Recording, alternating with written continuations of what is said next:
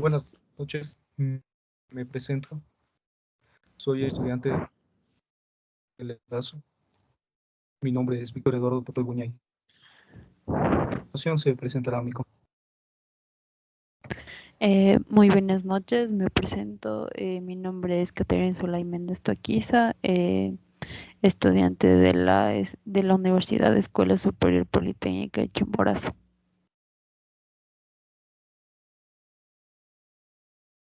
Con mi compañera les hablaremos acerca de los estados financieros.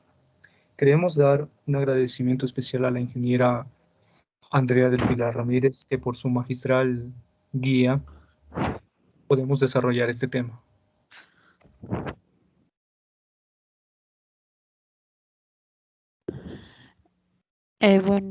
Como primer punto tenemos el objetivo principal de los estados financieros, que es suministrar información acerca de la situación financiera,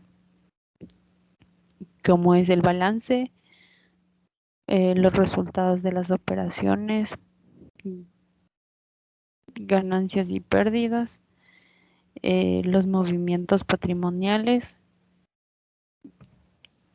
y los cambios en el patrimonio neto. Y por último tenemos los cambios en la posición financiera y el flujo de efectivo de un negocio. Bueno, acá tenemos una de las características de los estados financieros. Por otra parte, las características son las siguientes. Tenemos como primer punto la comprensibilidad. Aquí la información debe ser fácil de entender para accionistas, empleados, instituciones públicas o posibles inversores en otros agentes. Tenemos la relevancia, que bueno, en este caso la información debe tener una cierta importancia, la cual si se llega a omitir podría significar un resultado del estudio de la empresa radicalmente distinto. Por ello se debe reunir información relevante y omitir la que no lo es. Tenemos la fiabilidad. Bueno, aquí la neutralidad y la ausencia de costes de agencia deben ser la bandera de los estados financieros. Tenemos la comparabilidad. Bueno, aquí para que podamos sacar conclusiones con periodos anteriores, la información debe poseer una cierta homogeneidad, tanto en los tipos de datos mostrados como en su forma de representarlos. Tenemos como último punto la pertenencia. Bueno, aquí el cumplimiento a las anteriores características. Los estados financieros deberían cumplir con las expectativas de los agentes o usuarios que puedan solicitarlos.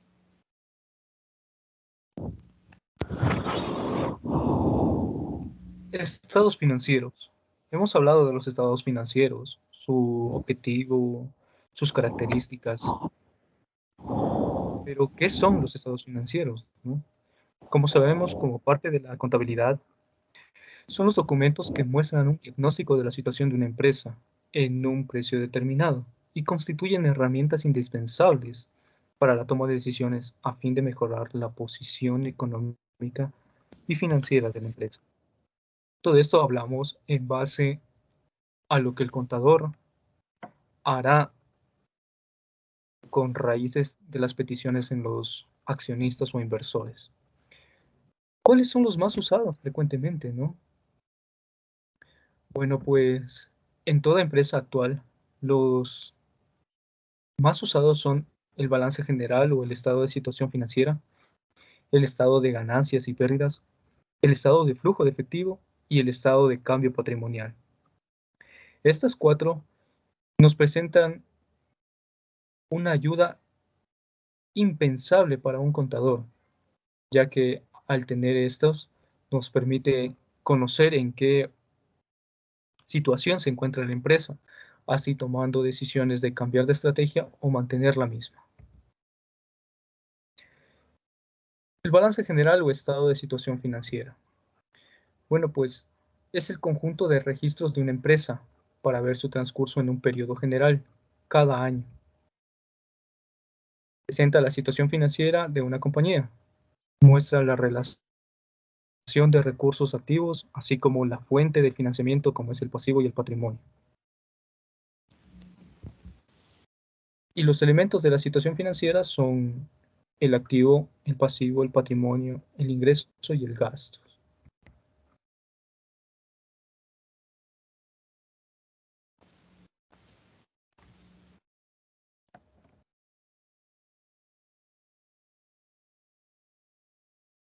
Bueno, pues el balance general, para poder generar el balance general, se aplican ciertas fórmulas, que son las siguientes, llamadas así también ecuaciones de balance. Tomando en cuenta los elementos anteriores, la fórmula sería, el activo sería igual al pasivo más el capital, ya que al tener ausencia del conocimiento del activo, se puede generar este dato exacto teniendo las cuentas del pasivo y del capital. De la misma manera, se puede formular la cuenta exacta del pasivo, siendo pasivo igual a activo menos el capital. Y de la misma manera, la fórmula del capital, siendo esta el capital, es igual al activo menos el pasivo. A continuación podemos ver un ejemplo de un balance general, en el cual intervienen cuentas de los tres situaciones financieras, como son el activo, el pasivo y el patrimonio. Podemos ver actuar de manera individual las cuentas pertenecientes a estos elementos. Además, observamos la interacción que hay entre las cuentas hasta formar un total de los elementos de la situación financiera. Como podemos ver, no se hace distinción entre el activo corriente y el no corriente. Todo con el fin de formar un gran total del activo. De la misma manera ocurre en el pasivo. Para finalizar, podemos ver la interacción entre las mismas cuentas, llevando a cabo las ecuaciones ya vistas y viendo de una mejor manera el desarrollo de estas fórmulas, llegando a ser casi evidentes. Como podemos ver, existe un total de activo, un total de pasivo y un total de patrimonio, así como en las ecuaciones del balance, afirmando que se puede ser casi obvias una vez teniendo el total de cada una de estas situaciones financieras. Eh, a continuación tenemos el estado de ganancias y pérdidas, llamado también estado de resultados. Aquí muestra el resultado de las operaciones realizadas por la empresa en un periodo contable determinado. Aquí se conoce las utilidades netas logradas en dicho periodo.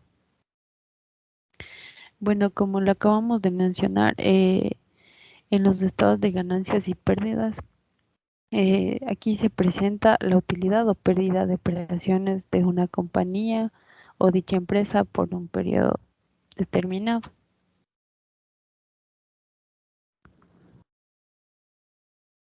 Expresando de otra manera sobre el informe de la rentabilidad y de la operación.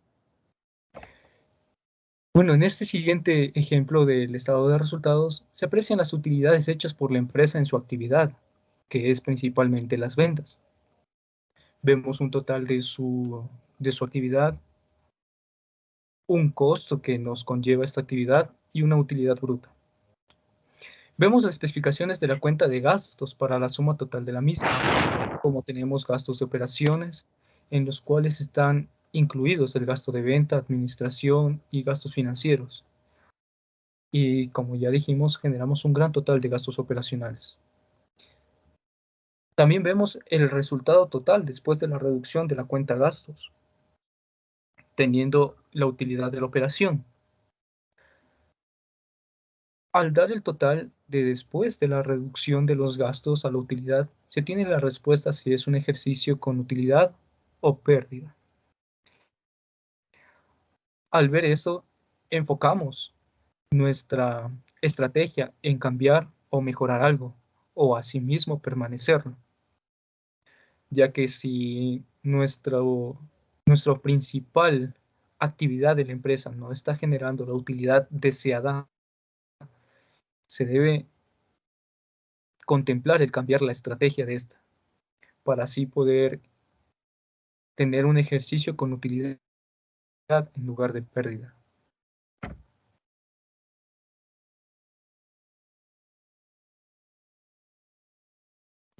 Bueno, acá tenemos otro punto importante que es el estado del flujo de efectivo.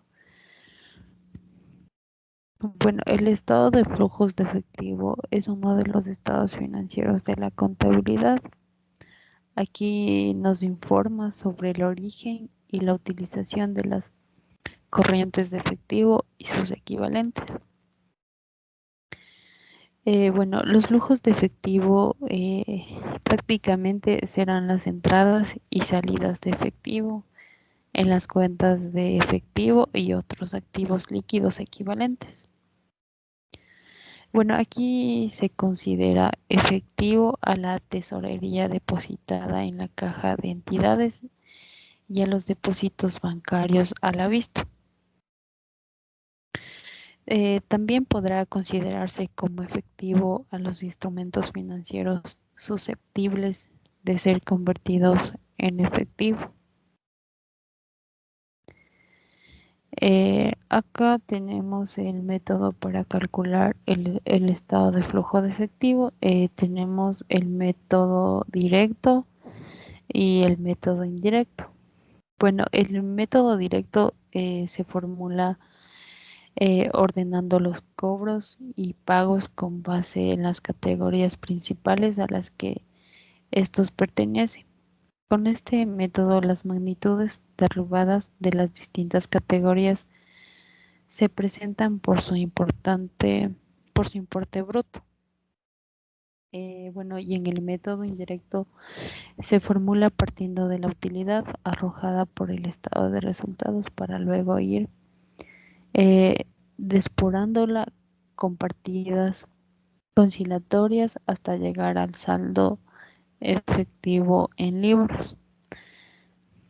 Bueno, este método es más complejo en la práctica y menos usado, dado que algunas de las partidas conciliatorias no representan movimientos reales de efectivo, aunque de alguna manera afectan a la capacidad de la empresa para realizar los pagos.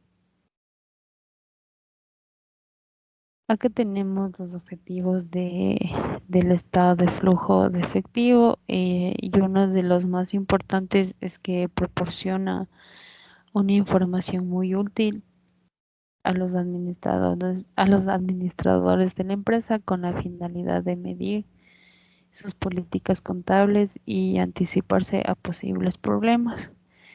También otro punto importante es que permite mejorar las políticas de financiación e inversión y también nos ayuda a saber en qué se ha gastado la empresa el efectivo disponible para controlar la descapitalización de la misma. También permite predecir los flujos futuros y también tiene la capacidad para pagar intereses y dividendos, así como en sus deudas. Y también ayuda a identificar cambios en ciclos productivos.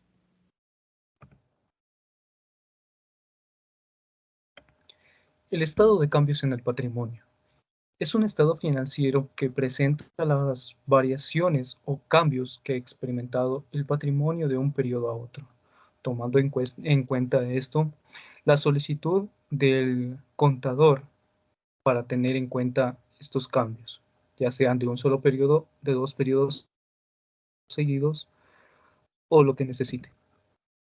¿Por qué es importante el estado de cambios en el patrimonio? Esta es una de las cuentas más importantes para los inversores inversores, mismos que sabrán en qué manos llega. De su análisis se puede detectar infinidad de situaciones negativas y positivas que pueden servir de base para tomar decisiones correctivas, así como alterar la estrategia o mantenerla, o para aprovechar oportunidades y fortalezas detectadas del comportamiento del patrimonio. Esto quiere decir expulsar o añadir objetos, datos o personal innecesario o necesario, tal sea el caso. Hay que identificar qué cambió en el patrimonio de un año a otro, cuánto cambió y cuál fue la razón de ese cambio o variación. Esto permite diagnosticar el comportamiento de la empresa, teniendo un control permanente de su evolución y tendencia, siendo estas actividades que sean prolíferas o no. ¿Cómo se elabora el estado de cambios en el patrimonio? Bien, pues sabemos que es una comparación, ¿no? Necesitaremos de un balance y estado de resultados con un corte en dos fechas, como habríamos dicho anteriormente, de modo que se pueda determinar la variación, esto que sea preferible de dos periodos consecutivos, aunque se puede trabajar con un mismo periodo, un inicio y final del mismo periodo. Esto para determinar ganancias o pérdidas instantáneas. Todo lo que se debe hacer es colocar cada uno de los valores de dos periodos diferentes y compararlos para ver cuál es su variación, que puede ser negativa o positiva. A continuación tenemos un ejemplo del estado de cambios en el patrimonio. Como podemos ver, están representados ciertas cuentas y sus saltos correspondientes. En el ejemplo se han expuesto algunos conceptos de forma general, pero lo adecuado es desglosar cada subpartida que compone el patrimonio y a cada uno realizarle una nota explicando las variaciones sufridas. Por lo general, estas pequeñas variaciones que están con una nota deben estar detalladas en el libro mayor o en el libro diario a su vez, ya que esto permite conocer a detalle cuál fue el movimiento que tal vez generó ganancias o pérdidas. Y en base a esto, el contador podrá tomar sus decisiones. De modo que la persona que consulte el estado de cambios en el patrimonio pueda comprenderlo con facilidad, sea este un experto, uno de los inversores, uno de los accionistas o a su vez uno de los empleados. Esperamos que esto haya sido de su agrado. Bueno, muchas gracias. Espero que esto haya sido de su agrado y sobre todo sea útil. Muchas gracias. Gracias por su atención.